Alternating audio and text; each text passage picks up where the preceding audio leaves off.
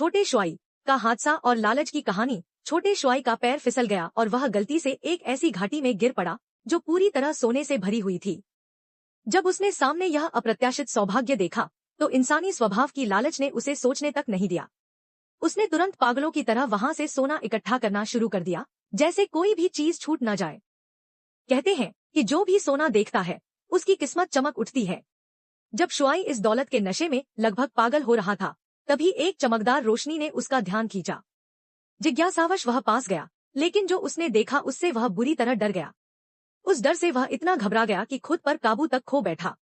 परंतु अब तक लालच ने उसकी आंखों को पूरी तरह ढक लिया था। उसने सामने पड़ी हड्डियों की ढेर को हटा दिया और जल्दी से सोने का कंगन उठा लिया। इसके बाद उसने फिर से पागलों की तरह सोना इकट्ठा करना शुरू कर दिया। तभी घाटी से एक अजीबोगरीब आवाज आई, लेकिन अब तक उसकी सोचने समझने की शक्ति खो चुकी थी। वह बिना किसी परवाह के सोना समेटता रहा। उसे यह पता नहीं था कि उसके पीछे रखे खजाने के संदूक से काली धुएं की लहरें उठ रही थी।